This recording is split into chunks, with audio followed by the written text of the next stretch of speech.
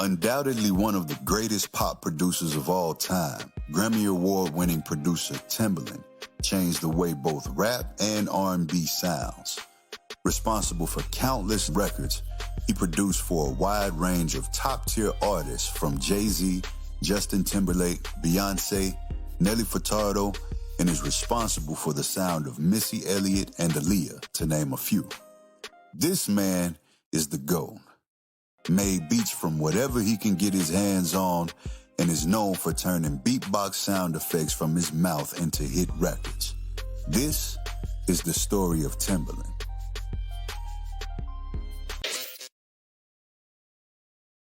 Born Timothy Z. Mosley on March 10, 1971 in Norfolk, Virginia, to Graceland and Latrice Mosley, Timbaland is the oldest of their two sons. His father was an employee of Amtrak while his mother ran a homeless shelter. At a very early age, his parents knew that he had a passion for music. As he grew older, he attended Salem High School of Virginia Beach, Virginia, where he himself said he wasn't the most academically sound student. His mother said that his academics was average, at times below average, so Tim focused never on being a scholar in high school. Another notable producer, Pharrell Williams, attended the same high school with Timbaland. Pharrell mentioned that Timbaland was shy and stayed to himself a lot. One thing that brought Tim to life was the music. Pharrell would say they had a class together and Tim would make beats with his mouth on the desk at times. Creating music was so deeply engraved into Tim's DNA that he would constantly find ways to make beats. Then came along SBI, which stands for Surrounded by Idiots. I don't know who came up with this name, and surprisingly, it wasn't Pharrell's idea. Magoo, who is another staple in Tim's early life, stated that SBI's motivation was just to create great-sounding music and loving the culture. SBI's intentions were to be a rap group, which eventually did fizzle out. All the while, Tim was a DJ, going by DJ Timmy Tim. He would begin to make a name for himself at parties. DJ Timmy T would give out and sell mixtapes to friends at his high school, further putting his name out there as a DJ. His mixtapes would receive great reviews from his peers. Tim would also go on to state that he didn't profit off of his mixtapes like he knew he could have, but it was the thought that he was building upon his craft that was much more valuable to him. Although Tim was DJing and wasn't making as much money as he'd like to support himself, he eventually would get a job working at Red Lobster as a dishwasher. One night after Tim was finishing a shift at work, one of his coworkers was showing off a pistol that he got. Tim, not thinking anything of it, knowing his coworker was just trying to be a show-off, clocks out of work to go home. As his coworker was putting the gun up, it fired off, accidentally hitting Tim in the neck. He was taken to the hospital where doctors didn't know if he would make it, but Tim eventually made it out alive and charges weren't filed against his coworker. This incident caused Tim to be paralyzed in his right arm, which prevented him from being able to DJ like he did before. He scrambled trying to find out what he was going to do now that his arm was stuck in a sling, but he never gave up trying. He even tried to DJ with just his left arm. It took Tim about 2 years of painful rehab to get the mobility back into his right arm. No matter how much pain it caused, he was going to fight to get back to doing what he loves at a high level. This should be an example for a lot of producers out there to not let anything get in your way of doing what you love, which is creating music. Then came the late 1980s. Magoo introduced Tim to Missy Elliott, who was a part of the group named Phase E, who were from Portsmouth, Virginia. The very same day they were introduced, Tim and Missy Elliott would hit it off with the music. Tim would make a beat using his Casio keyboard at the time, and Missy Elliott would sing to it. You can only imagine how amazing that was to hear. After that day, they would link up time and time again, creating music constantly. Almost instantly, they developed a chemistry between each other with the music. Tim stated that Missy was a sister that wasn't from his mama, so they were really tight. Missy Elliott and FaZe E would go on to sign a deal with Swing Mob and Devontae Swing, who, if you didn't know, was a member and producer of Jodeci. After she signed, she went out her way to make sure that Tim could be her producer, which ended up happening eventually. In the early 90s, Timbaland would sign on and was a part of the Basement Crew, joining artists such as Genuine, Missy, and others. It was at this time Devontae Swing would name his protege Timbaland after the Timbaland brand of construction boots. He didn't care about any of the conditions he would live in. This man only had a blow-up mattress near a hot water heater with little to no money and food to eat at times. But Tim didn't care as long as he could do what he loved, which was create music. What's amazing is that Tim being through a struggle countless times, for him, this wasn't new. He already had the tools to grind through it. If anything, it just made him more hungry. This would teach him what the grind really is. Timbaland would make beats for all of the artists, and later, Timbaland would eventually get some money into his pockets when Swing Mob released hits from Genuine, Player, and Jodeci. After a few years with the Swing Mob, Timbaland eventually left, moving back to Virginia where he began to produce music on his own. It was said that Missy Elliott left first, and knowing the chemistry that her and Tim had, there just wasn't any way that he was going to stay with Swing Mob. Tim stated that he never felt so happy in his life. Not long after his departure, Timbaland would get a call from Atlantic Records, who had a superstar on their label by the name of, you guessed it, Aaliyah. Atlantic was adamant about getting Tim to work with her. Atlantic wanted to find Aaliyah a new and refreshing sound for her second album, and who better than Timbaland to create that sound for Aaliyah? In a meeting with Timbaland, he played beats for Atlantic, who would state that Timbaland would play a series of beats unlike anything they've ever heard, which later made it really easy for them to link Tim with Aaliyah. Atlantic would pursue Missy Elliott, knowing the chemistry that her and Tim had over the years, working and creating with each other, in which Missy didn't hesitate to join in on the opportunity to work with Aaliyah and her brother Timbaland. Before their first meeting, Missy wasn't sure how their interaction would play out, being that Aaliyah was such a superstar at the time. But when they all got into the studio, it was almost magic from the start. They hit it off like they were family. Fast forward, and it's time for them to put in some work.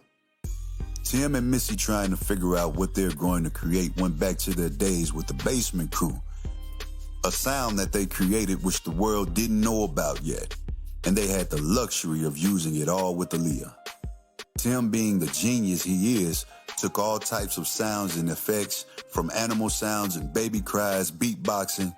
I mean, the man used any and everything at his disposal to recreate that sound from the Basement Crew days. Fast forward again, August of 1996, Aaliyah's classic album drops, 1 in a Million. We all know the gravity in which this album had and its effect on the culture. 1 in a Million was a huge success. Not to forget that Pony dropped the same year, which again is a classic.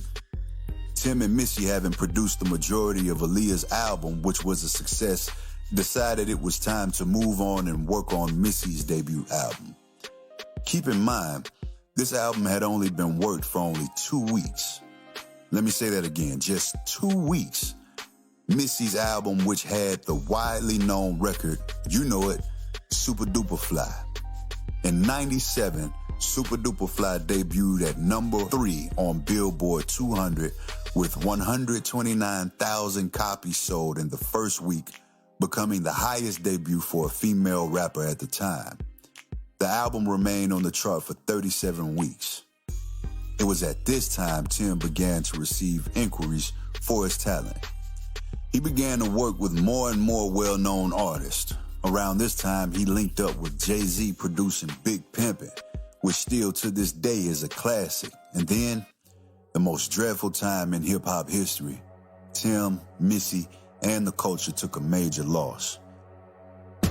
Then the chilling footage of the crash site in the Bahamas. Aaliyah and 8 others on board the twin-engine Cessna were killed in paradise. They had just finished shooting another video. But while some are wondering whether the plane had been weighed down by too much equipment, possibly causing one of the engines to fail, for those who knew Aaliyah, no explanation will ever ease the pain of their loss.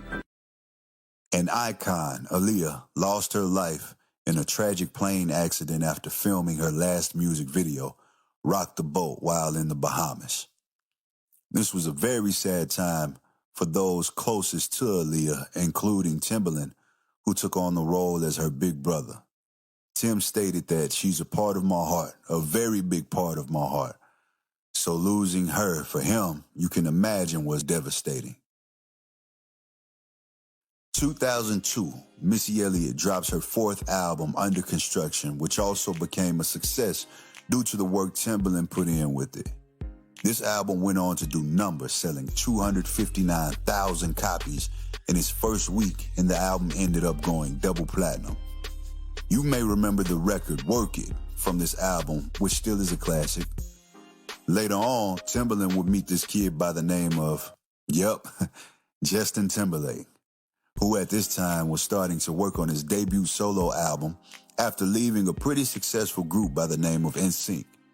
The two would link up in the studio one day working on some songs, and out come the hit record, Cry Me a River. Keep this in mind for later on in the video. Now, as time progressed, Tim would work on records for both Magoo and Bubba Sparxxx. These records didn't sell well. Now, was this a byproduct of Tim's work, or was it the artist? Most would like to believe that it was the latter. Either way, Interscope wasn't having it, and they dropped his group from the label. It was at this time people started to feel like Timbaland lost his touch, and that he wasn't it anymore as it pertained to producing hits. Keep in mind, this was at a time when if you were not pumping out hits, you would be put to the side for someone else to come in and produce those hits. Timbaland, being the person he was, didn't listen to all the noise but kept working despite the non-believers. Although he kept trying, his music wasn't hidden. Then Timbaland fell into a deep depression, causing him to gain a lot of weight, 400 pounds at one point. He even said that he had become suicidal. Then something came over him to where he started to change his life. He began to work out and lose all the weight he had gained, and now that he was starting to get back to who he once was physically, his music would begin to do the same.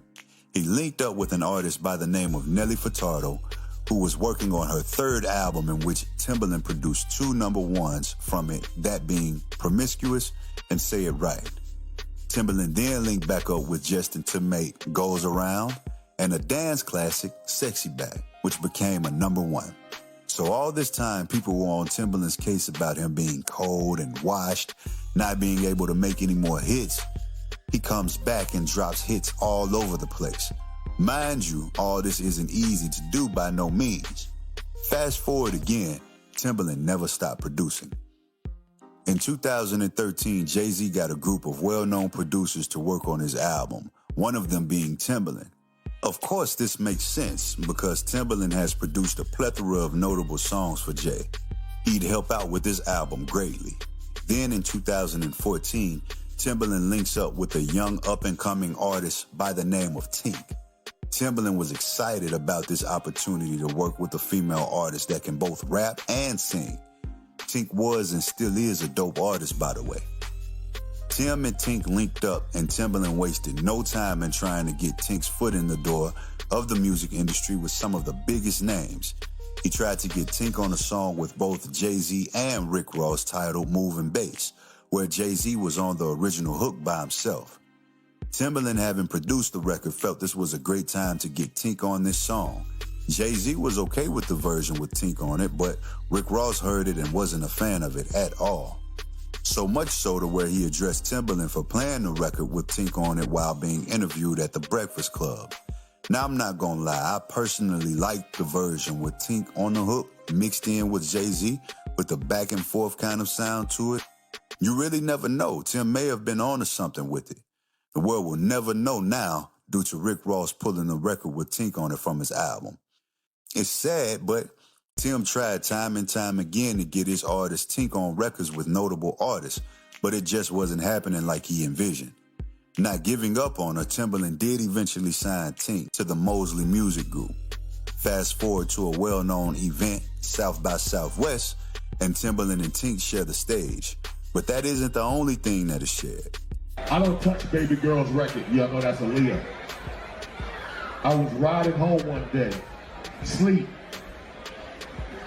She spoke to me in my sleep and said she's the one. They premiere a song that Tim sampled, which is a classic, One in a Million. Now this has disaster written all over it from the beginning. So many people who held Aaliyah in high regard were hearing a record they loved sampled, and this new artist who they may never even know about. This moment was another turning point for both Tink and Timbaland, as the record would receive backlash. Even I was confused when I heard the record. After a few years with Tink and failed attempts to Timbaland's standards of dropping hit records in 2017, they parted ways. The world may never know the true potential of Tink, but let's wait and see. Nowadays, Timbaland has been low-key for the most part, but he's still working. As of 2019, he did a masterclass in which he explains his process in full detail. And recently, since the dawn of the pandemic and COVID-19, Timbaland and Swizz Beatz both put their minds together and started what we all know now as the versus battle. All the greats come together versus each other with nothing but hits. I must say this is a genius move by both Tim and Swizz, because these versus battles have been a really big success. Well, except the Teddy Riley debacle, in which we all know how that played out. I can't hear you. Can you hear me? Can you hear me? You can't hear me? I'm talking. Can you hear me? Trying to talk. Can you hear me? Nevertheless, they're entertaining and much needed during the time we're currently in. So thank you, Timbaland and Swizz Beatz, for being the masterminds behind these battles. Also, Timbaland does have a Twitch where he streams himself and others producing and making music. The lesson here is this: despite all of the setbacks you may have in life, continue on with doing what you love. Also, producers, take this major key from Timbaland, who said, never say your beat or song is a hit because you just don't know. This is important because a lot of producers stifle themselves because they made what they think is a hit. Don't stop there. Keep producing and make more beats. That's really it up to this point. If I missed anything, feel free to let me know in the comments section. Also, let me know how you feel about Timbaland and his legacy. Was his music an influence in your life? Let me know. I really thank you for watching this video. If this video was cool, please like it. If you want more videos like this one, be sure to subscribe and turn on your notifications. Until next time, blessings.